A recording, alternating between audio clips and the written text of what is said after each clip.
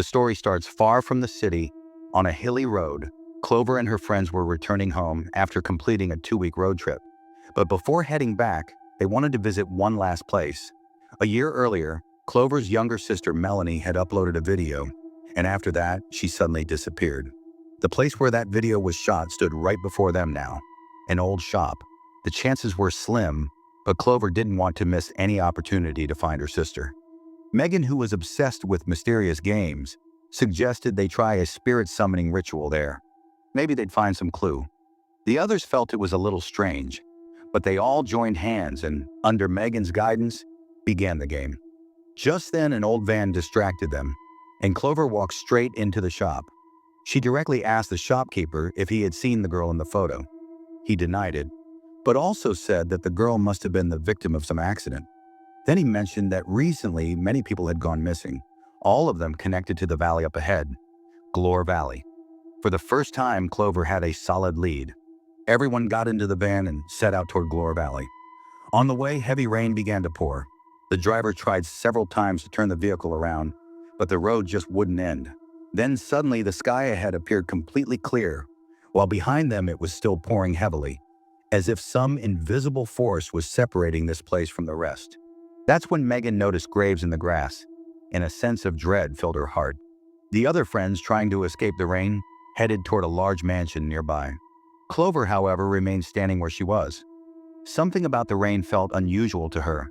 She reached out her hand to feel it. Everything seemed normal. Just then, a shadow appeared in the mist, and Clover ran toward it.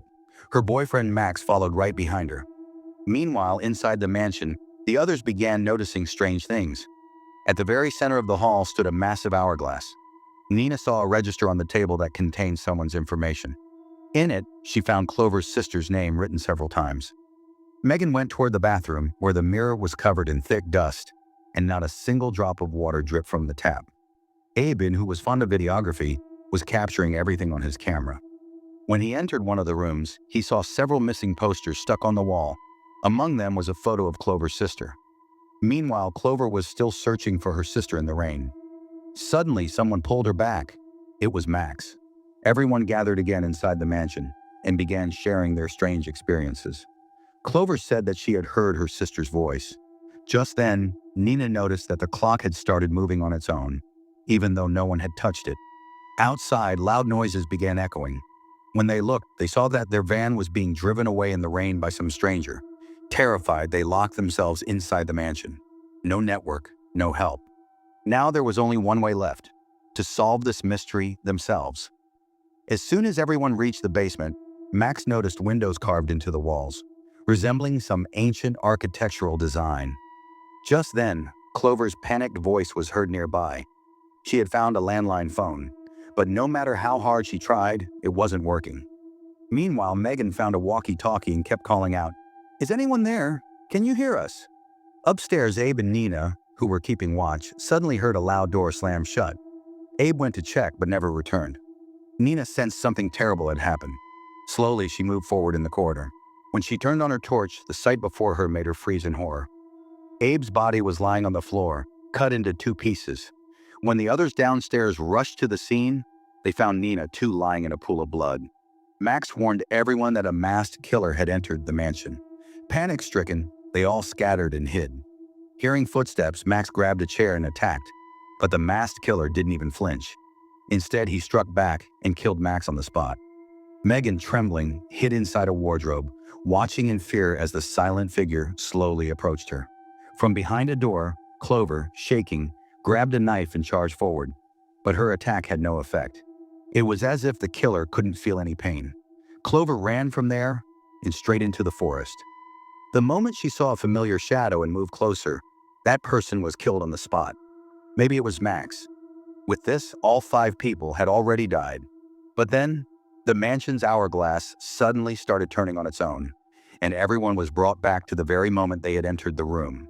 The only difference this time was that they remembered everything, including their own deaths. Everyone panicked. Their pictures were now hanging on the walls too. Was some supernatural force killing them again and again, only to send them back? Abe decided he couldn't take it anymore. He would escape with the car. Nina didn't agree. She reminded him about the old register in which the same name was written over and over. Maybe this had already happened to many others before them. Just then, a loud bang came from the door outside. When they checked, the door was opening and shutting on its own. Abe and Max together managed to close it, but now the hourglass has started running again.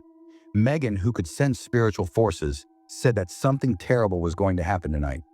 Suddenly, her body began twisting in strange ways, and the bulb above her head burst with a loud crack. In the blink of an eye, she disappeared. When everyone searched for her, she was hanging midair. Her face was grotesquely distorted.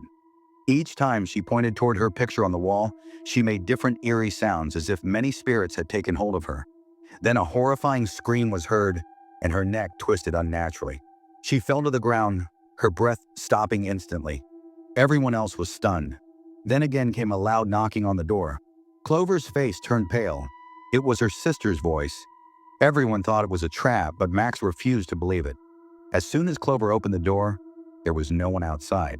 But a little further away, a new house appeared, one that hadn't been there before.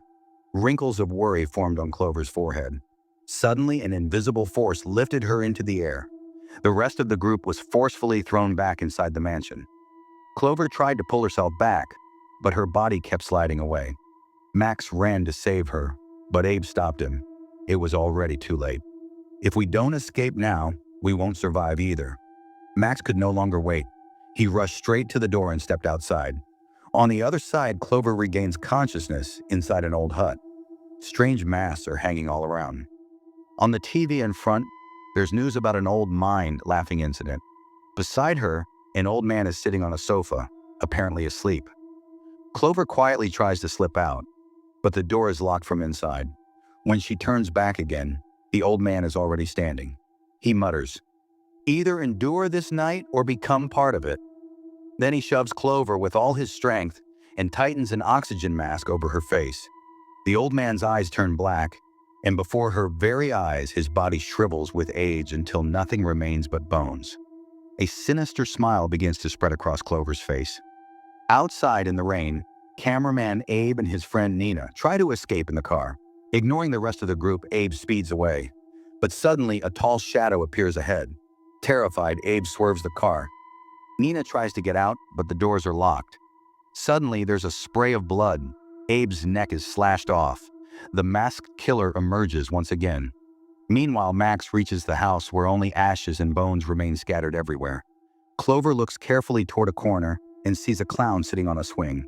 When he gets closer, turns out to be just a doll. Enraged, Max kicks it. As he turns around, Clover, now masked, is standing right behind him. The next moment, Max is stabbed. As Clover steps outside, a speeding car runs over her. Everyone dies again. But the story doesn't end there. This time, the group acts more wisely. They lock the door tightly and hide in the bathroom. They recall the words of an old woman. "If you survive the night, everything will be fine." Soon Abe feels thirsty. Megan warns him. There's no water here. But water actually begins to flow from the tap. Having gone the entire day without food or drink, everyone drinks a little. But the wait drags on. Suddenly, Abe starts coughing. He vomits blood, and then his body explodes. Everyone is horrified. Nina tries to clean herself, but her body bursts apart too. Now everyone realizes something was wrong with the water. Megan, who drank the water third, met the same fate. Clover watches everything. She knows that it's going to start all over again. Max's body also melts and turns into blood. In the end, only Clover is left, lying on the bed, waiting for death. But then, someone is seen walking in the room. It's the same shopkeeper. Clover looks at him, and she too dies. The hourglass starts turning again. Everyone comes back to life. But this time, instead of running away, they begin gathering clues. Clover learns the shopkeeper's real identity from a file. He is actually a psychologist. Meanwhile, the others discover a shocking truth, that this place used to be a very busy city. But due to mining, the entire town collapsed underground. Thousands of people died in an instant. In the basement of the house, Max suddenly sees an old window-like passage, and then realizes that all this is part of Dr. Hill's plan. Abe, on the other hand, opens an old room where he finds a dark tunnel. He feels a bit of cold air and quickly shuts the door. But his curiosity doesn't let him stop. He finds an old video cassette. When he plays it, it contains a recording of one of Dr. Hill's cruel psychological experiments. How a survivor was locked in a dark cell, constantly subjected to fear and despair until he was mentally broken. In just 13 days, he transformed into a creature. Everyone realizes the same thing is happening to them too. Clover immediately says, "We don't need to escape. We need to end Hill." Just then, a heavy voice comes through the walkie-talkie. "Clover, you turned out to be the smartest. If you want to see me, come alone into the forest." Without wasting any time, Clover runs outside. The others want to follow her, but Abe stops them. "Didn't you hear? Only Clover was called." Abe says, "If we die, we'll come back again anyway." And he takes Megan along to secretly follow. Clover is now in the forest. Silence and darkness all around. Suddenly, her foot gets caught in a hunting trap. Screaming in pain, she sees that the trap is chained with iron. In the very next moment, an invisible force drags her into the darkness. Meanwhile, hiding inside the house, Abe and Nina once again run into the masked killer, and their fate is already sealed. In the forest, Max and Megan come across an old house, half buried in the ground. Suddenly, they hear some noises from behind. Both of them hide behind a tree.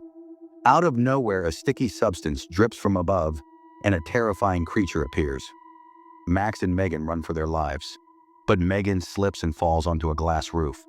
Even the slightest movement could shatter it. Max tries to help her, but a demon arrives and drags Megan away. Elsewhere, Clover is still alive, and by luck, Max manages to find her. As he tries to untie the trap she is caught in, another horrifying creature emerges from the darkness. Max quickly unties the trap and catches the creature in it instead. But then Clover is shocked. Looking at the creature's clothes, she realizes it was her younger sister. Both Clover and Max hide inside a protective grill. Clover is shattered inside. All of their friends are dead, and only Dr. Hill is still alive.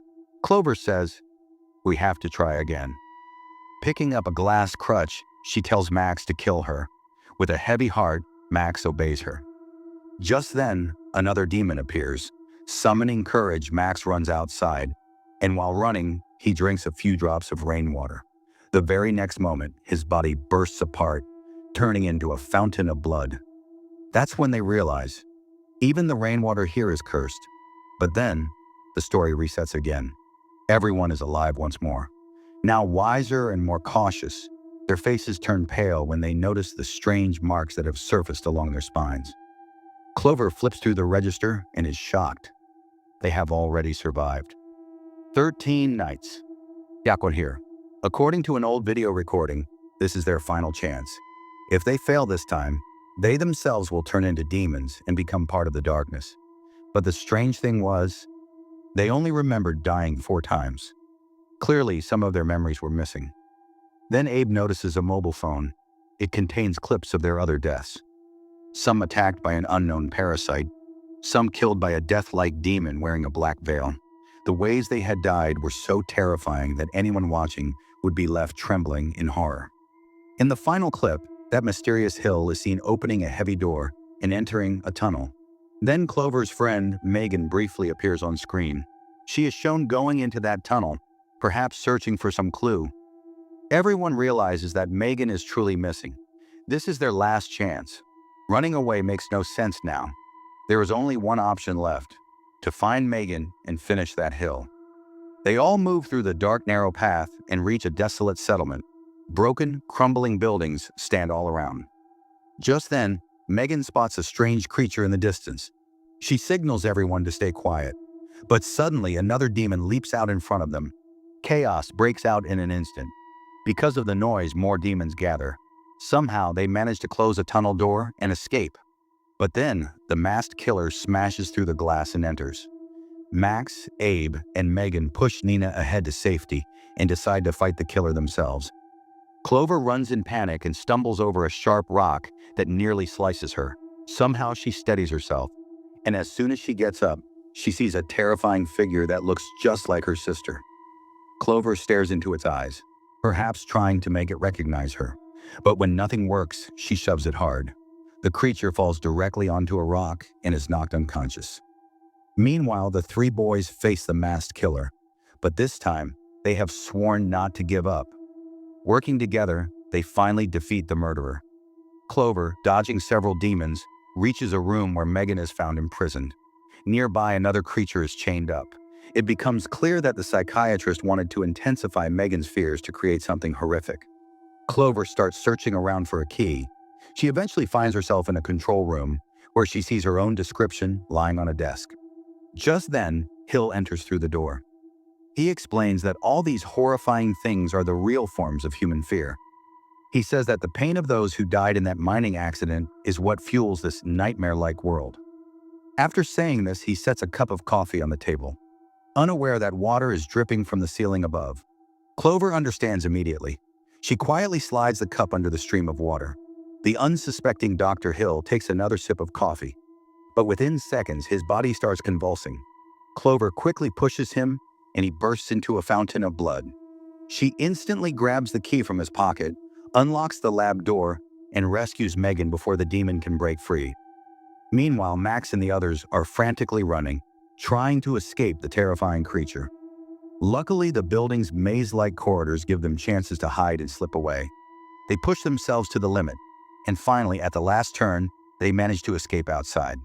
At that very moment, the last grain of sand falls from the hourglass, and the first ray of sunlight appears from behind the hills. Raindrops clinging to the winding paths slowly begin to dry. It was a clear sign they had finally freed themselves from that nightmarish world. Exhausted but smiling, everyone climbs into the Jeep. But as they drive past the place, their faces appear once again on a mysterious CCTV screen. And that's where the mysterious story of Until Dawn comes to an end. Let me know your thoughts. Also subscribe to this channel for more horror stories like this.